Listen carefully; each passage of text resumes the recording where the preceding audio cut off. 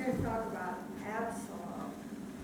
Absalom, as he rebels against his father, King David, out of 2 Samuel chapter 15, verses 1 through 12. And this chapter teaches us what lust for power will cause us to do. As we study this account of Absalom, King David's third son, by a foreign woman. And now it seems that not long after David's sin had been made known, possibly even before his bitter repentance had been more public, his oldest son Amnon, now remember, David had 9 wives after he became king and after his great sin. He had 9 wives, and he had probably 10 or more concubines, and he had sons and daughters born of them that aren't even listed for us. But altogether he had 19 sons. He's had a large family. Amnon was the first son born in Hebron, and Absalom was his third born son, also born in Hebron. But each of them had a different mother.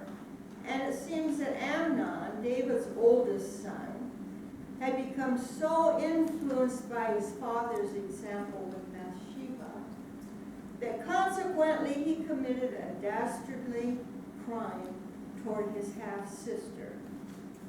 He raped her.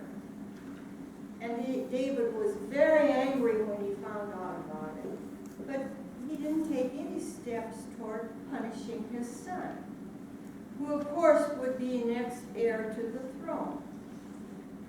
This was David's weakness as a result of his own sin. He wasn't a very good father. He was a poor father. So Tamara's own brother Absalom, after waiting 2 years, Absalom made himself an avenger of his half-brother's blood. And you could read about all this in the 13th chapter of this book of 2 Samuel.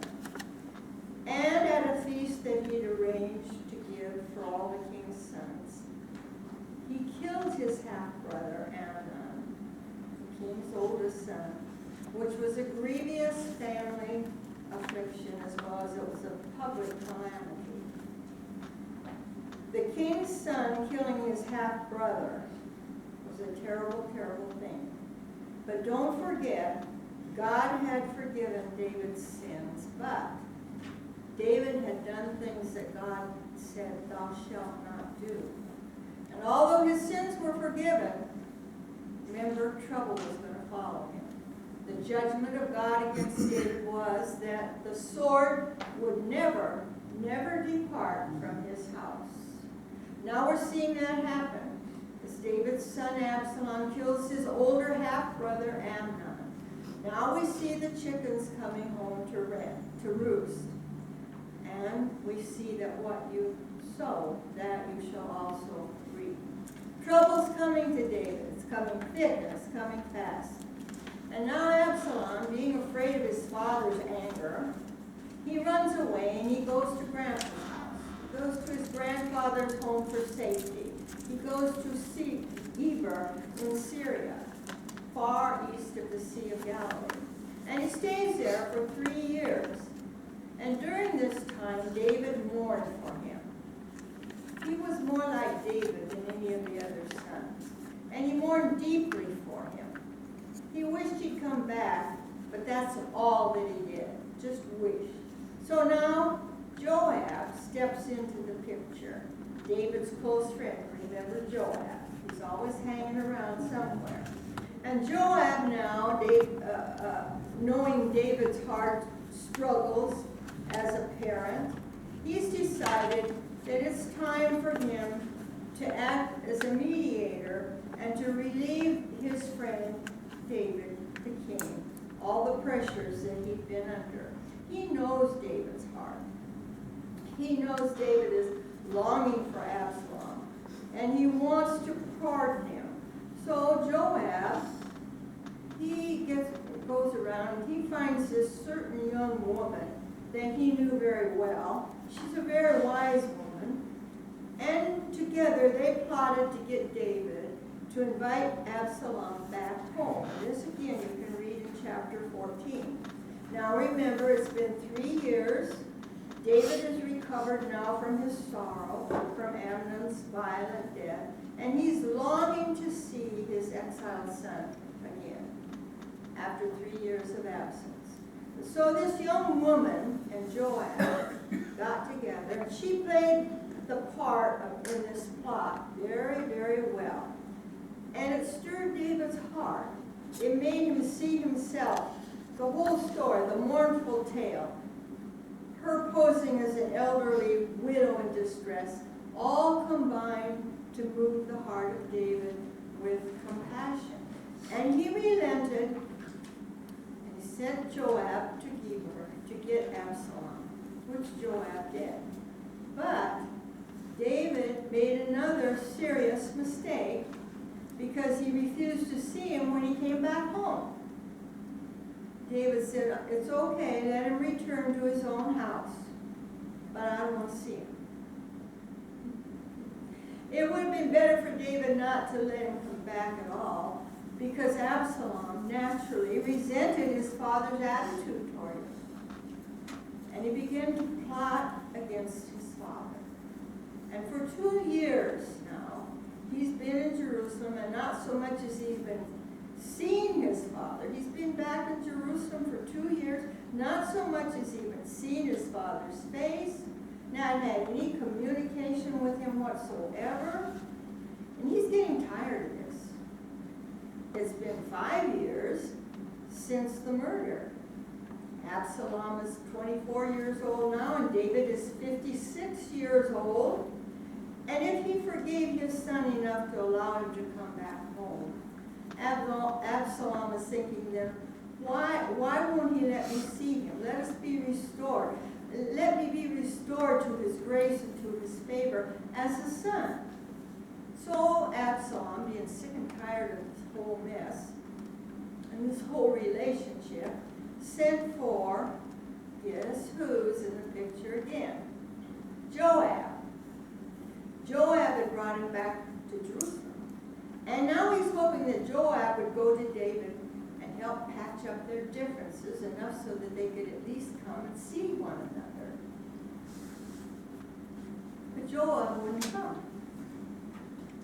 Absalom called for him 2 times, but Joab refused to even answer. He didn't respond at all to Absalom. So, to get his attention, Absalom set Joab's barley fields on fire to get his attention. And it brought results all right. Joab came to him. They had a little talk, a little confusion there. Why did you do this? What's going on? But at last, Joab arranged for Absalom to see his father. And when they met, it seems that David met him with a kiss, which apparently at last sealed Absalom's pardon. But did David forgive him? Seems not. And this sets the stage for Absalom's rebellion, which begins with our lesson today, chapter 15. Let's read verses 1 through 6 together as Absalom steals the hearts of the people. And it came to pass after this that Absalom prepared chariots and horses and 50 men to run before him. And Absalom rose up early and stood beside the way of the gate. And it was so that when any man that had a controversy came to the king for judgment, then Absalom called unto him and said, What city art thou? And he said, Thy servant is one who tried to prosecute. And Absalom said to him, See, thy matters are good and right, but there's no man deputed of the king to hear thee. Absalom said moreover, Oh, that I were made judge in the land, that every man which hath any suit the cause might come to me, and I will do him justice. And it was so. And when any man came nigh to him to do him obeisance, he put forth his hand and took him and kissed him.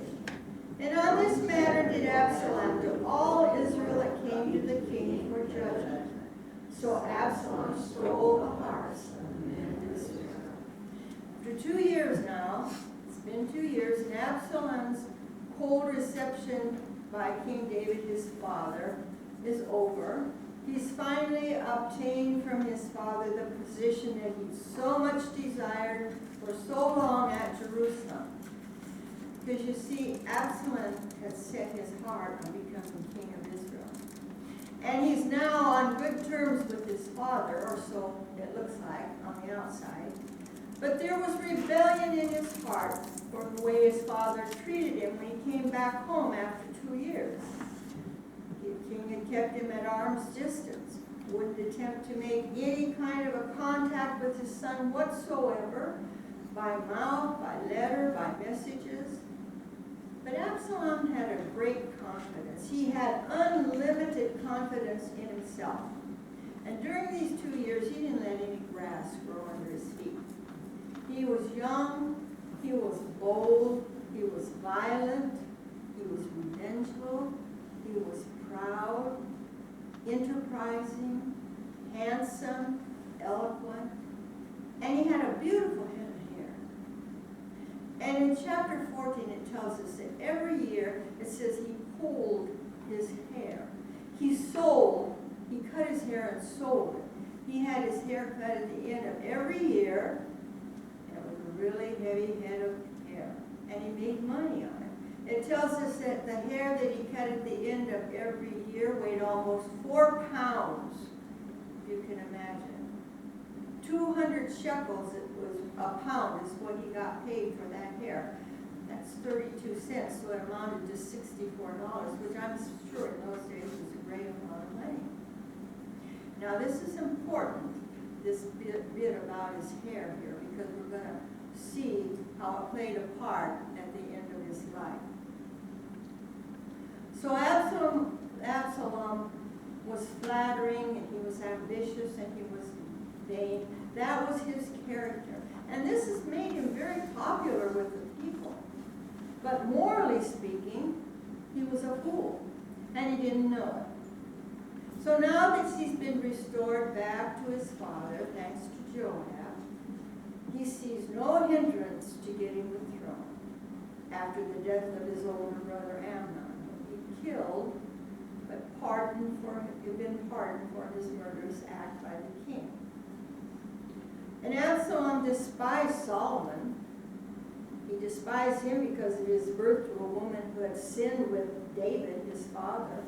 And he himself, being born the king and the princess of a king's daughter in Geshur, in his own opinion, he was of age, he had the wisdom, and he had the authority to rule. That's what he thought of himself. So when Absalom was restored to his father's favor, if he had any sense at all, or any gratitude at all, he would have tried to do all he could to please him and to help him. But instead, remember his character? He did everything he could. He meditated on how he could undermine his father. And he did this by stealing the hearts of the people from David. That's what he'd been doing now for 2 years, and to them he looked great. If you remember, the people wanted a king like the other nations had. And Absalom looked like the one they wanted, like no other had seen in Jerusalem up until now. And he'd learned while he was in Geshur at his grandfather's what was not allowed to the kings of Israel. And that was how to multiply horses and chariots. And he had over 50 footmen to go with those horses and chariots to run before him. Exactly what Samuel the prophet had foretold that would be the manner of any king that the people wanted to rule over them. So Absalom fit the pattern. He seemed very good on the outside, but inwardly, on the inside, he was very bad. And all of his motives were to gratify his foolish pride and the people's fancy. He had all the pomp, he had all the pleasure he could wish for, and he lived as great and in as much comfort as any man could ever hope for, and yet, was he content? No, he was not content. He wanted power. And he was smart enough to know that he has to work up to that power. First, he must completely win the hearts of the people. Just flattery and outward appearance wouldn't suffice for this daring, evil plot, this game that he was about to play. He had to have a greater support from the people than that. He had to completely win over the hearts of the people. He had to draw them to his side. And so he prepared for this, and he started by rising up early and standing by the gate that led into Jerusalem. This is where, as we all know, in the eastern cities, judgment was usually administered. Most of the business dealings and the judicial matters were normally done at the gate of the city. And they had buildings built all around the gate to carry on this business in. So this is where Absalom began placing himself every morning. And he placed himself in the eyes of the public before any of the other king's sons ever thought about getting out of bed. He was standing at the gates, and they're still in bed. Standing at the gates, and whenever anyone had a controversy with a fellow man, and they'd come to the city to see the king for judgment and for counsel, then Absalom would say to them, "What city did you come from?" He was inquisitive. He was prying. And he did that because that way he could learn about every part of the kingdom and the state of it. Clever, wasn't he? But he had a heart as proud as Lucifer's. So as he pried into their personal matters, he made them feel that he was really interested in them, interested in their complaints. He wants to be their judge so that they would all come to him so that he could say, "I understand you, I care about you, and I believe that you're perfectly right. But I'm sorry, there's no man here right now that the king has appointed to hear you. And the king himself is old, and he's past taking care of this kind of business anymore. So let me serve you, I'll serve you."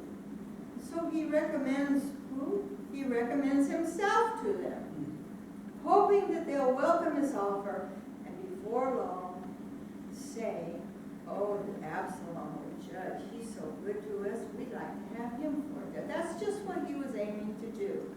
Notice how skillfully he took advantage of the people. He sympathized with them, and he agreed with them, even went so far as saying, "If I were made judge in this land, and every man would come to me with their causes, I would do them justice." Just look at him.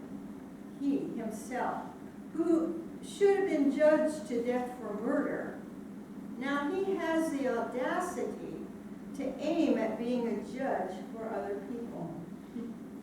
He's not content unless he has power. He had a fine young figure. He had chariots. He had horses. He had attendants. But what did he really have? What he really had was the black heart of a thief, of a swindler. And he gained the hearts of the people by hypocritical means, by making promises that were all based on lies. So now let's look at Absalom's hypocrisy as we read verses 7 through 8 together.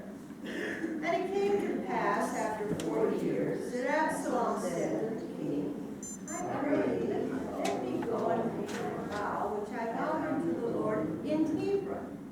For thy servant vowed a vow while I abode at Geshur in Syria, saying, If the Lord would bring me again back to Jerusalem, then I will serve the Lord. And the king said unto him, Go in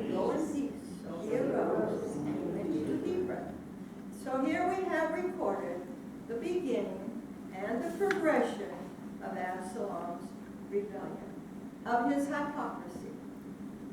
About 40 years into David's reign as a king. And for the people desiring a new king. And all of Absalom's crooked, cunning ways, he's carried on vigorously until at last his plan is ripe. It's ready to be executed. And what perseverance will men go to get what they want? What perseverance will men go to, even today, to build up a business, to accumulate a fortune, to make a name for themselves? Human nature's never changed, has it? So sad. It's so sad that we don't see the same perseverance displayed in the spiritual realm as we see in the natural. So during all this time, Absalom labored at his task without any interruptions. All the time, he's working to impress the people of a kindly personal interest by showing them a kindly personal interest. And that must have been a terrible strain on him, both physically and mentally, but he was sustained in it to the end. He was bound to succeed, and that success to him was worth all of the hard labor that he put into it. And at last, his plot was ready to be executed. And believe me, it was an act of religious hypocrisy that amounted to nothing less than plain profanity. It simply shows how well Absalom succeeded in deceiving his father. And hypocrite though he was himself, he well knew the depth and the sincerity of his father's faith. And he knew, too, that nothing would gratify his father more than to find in his son's heart the same faith. But to drag sacred things into a scheme of hypocrisy is nothing more than to have a desire to dishonor God, simply for the purpose of carrying out deception and gaining a worldly gain. And that is very, very frightening. It's prostitution of all that ought to be sacred, most sacred. In other words, it's a pretended reverence paid to God in order to secure a selfish personal gain. And this is how it all began. So he went to his father, the king, and he made a request. And he said, you know, while I was in exile over there at my grandfather's house, I made a vow to the Lord. And I said to the Lord, if you will bring me back to Jerusalem, then I'll serve the Lord. Now, we don't have any cause to believe that he actually made this vow. We don't have any proof. All we have is his word. Because if he could murder his own brother, what was a little white lie like this? How can we believe him? If it would serve to his purpose, he would lie.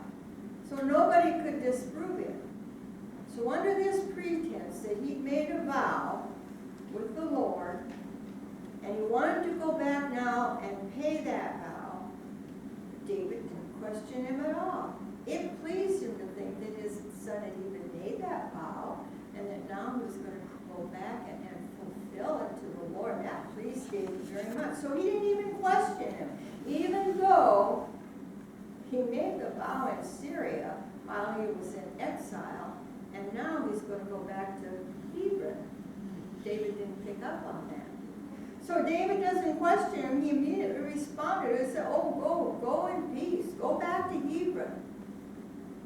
Notice Absalom had very cunningly selected Hebron because it was a city. It had a sanctity about it. And it had it for centuries. Because although Jerusalem was now the capital of the nation, Hebron was a place where David himself had begun his reign. And that's what clicked in David's head when he said he wanted to go back to Hebron. He didn't get it. He didn't think about it. All he heard was Hebron, oh, that sacred city. So while it was just far enough from Jerusalem to to allow Absalom to do his work without David's observance, yet it was near enough for him to carry out his schemes. So the old king had no idea, he had no suspicions of what was brewing. So when Absalom asked to leave to go to Hebron, he dismissed him with a blessing as well. And as well, he said, go in peace. He was so pleased to hear that while his son had been in exile, he desired even then to return to Jerusalem. Not only now, his father's city, but the city of the living God. And he was so pleased that his son had looked up to God and asked God to bring him back. And that if he were brought back, he would serve the Lord. David was so pleased. And now, he remembered his vow, so to speak, and he was resolved to perform it. And this must have really, really warmed David's heart, that he desired to go back to Hebron to do this. Rather than Zion, what's the difference though, as long as he was going back to fulfill his vow? How easy it is for children to take advantage of their parents and to impose upon them with a show of religion. And don't we see that today? So David was overjoyed to hear that Absalom's desire was to serve the Lord, and he readily gave him leave to go to Hebron. He played right into Absalom's evil plot. And he said, go in peace. And off Absalom went. His plot had worked. Under the pretense of inviting his friends to go with him to offer a sacrifice to God in performance of the vow that he made while he was in exile. But this is not what he was going to do. This was far from fulfilling his vow. His plan was to get himself proclaimed as king throughout all the tribes of Israel.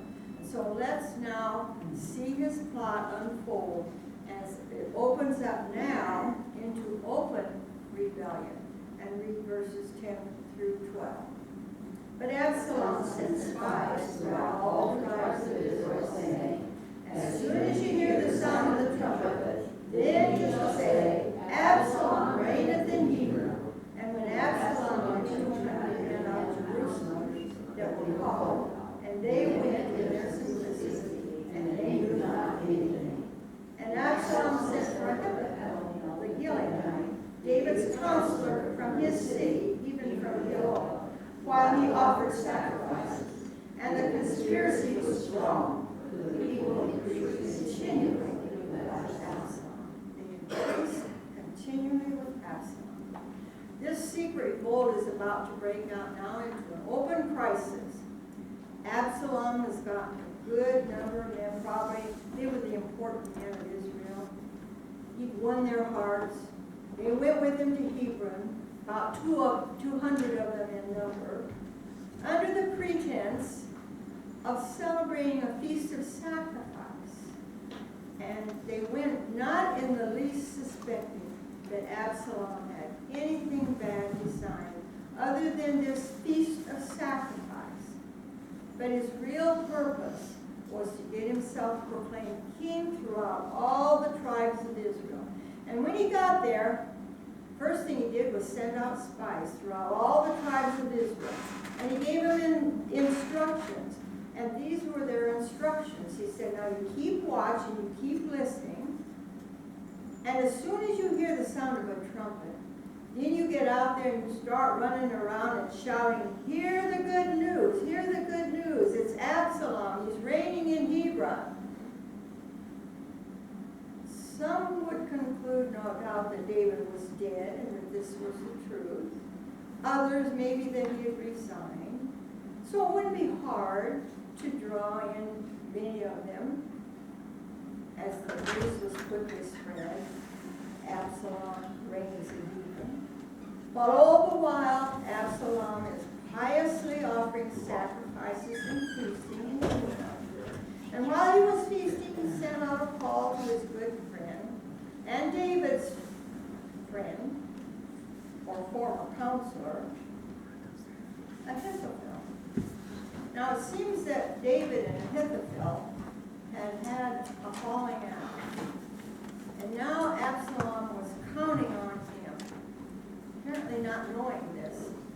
Or apparently knowing it, he thought if his father had a falling out, that now he could get Ahithophel's help. So he was relying on him and trusting him to guide him through this open rebellion against King David. Trusting Ahithophel to make it a success. And a more fit man he couldn't have put his trust in. He was a political thinking man. He was a man that had a clear head. He was a great statesman of that day. And most importantly, a man who now was no longer David's friend. They had a falling out. So while Absalom was offering his sacrifices piously, he sent for this man Ahithophel. But this man was far too subtle a man to join in this conspiracy unless he felt reasonably sure that it was going to be a success.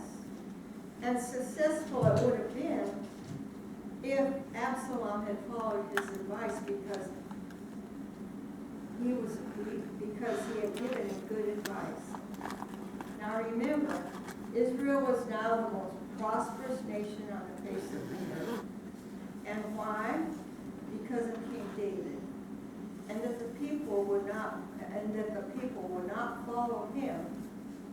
And this was the advice because David had won their hearts too. And this is what Ahithophel told him. He said, your plan is not going to work. They're not going to follow you. They're going to stick with King David. Your plan is not going to succeed. But Absalom would not listen. He wouldn't receive that counsel. And we find that when his counsel was rejected by Absalom, Ahithophel just turned around. He left the city and withdrew immediately to his own hometown. He wouldn't have any more to do with Absalom.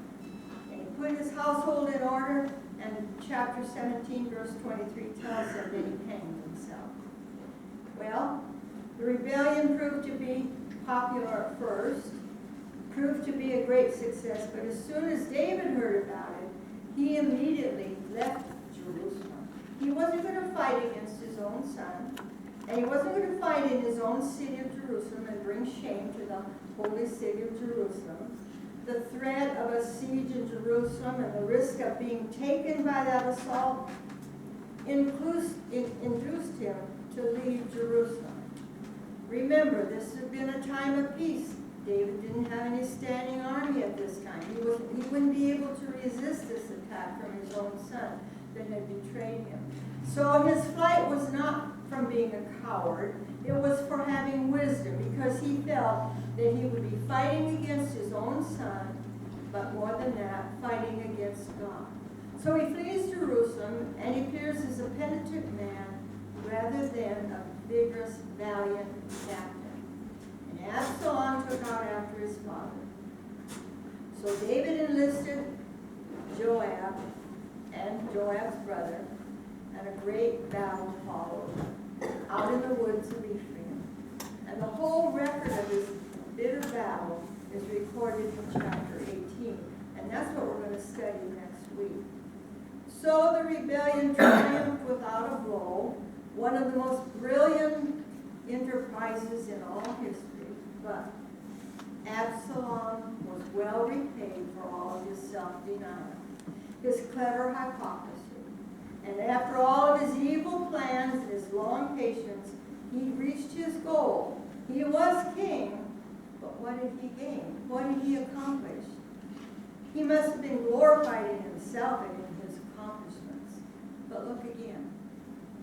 Look at that fight out there in the forest of Ephraim. And look at the end of it. A body dripping with blood from many wounds that he had. Hanging from a limb of a tree, swaying in the twilight of this oak tree, suspended by what? His beautiful head of hair. All this was a part of what he did. So he had so earnestly been planning. And even though he was unconscious of it all, this was its inevitable end. Learn from this? Yes, we can learn much from this. We learn how the most noble of gifts can be perverted. When they're painful, when they're fatally used to promote a false success. So the question we need to ask ourselves today is, how are you using your life? How are you using the opportunities that God has given to you and is giving to you? Who are your chosen counselors? What's your aim in life? What a man Absalom might have been with the right aim. Had he not lusted for power and disrespected his father. Because sins against the family are always going to be followed by sorrow in the family. So let our golden text be always remembered and followed, because it has a promise that goes with it. And let's read it together. It's out of Exodus 20:12. And it says, honor thy father and mother, that thy days may be long upon the land which the Lord thy God giveth thee. If Absalom had only done that, then perhaps he would have been left hanging from a tree by his beautiful wife.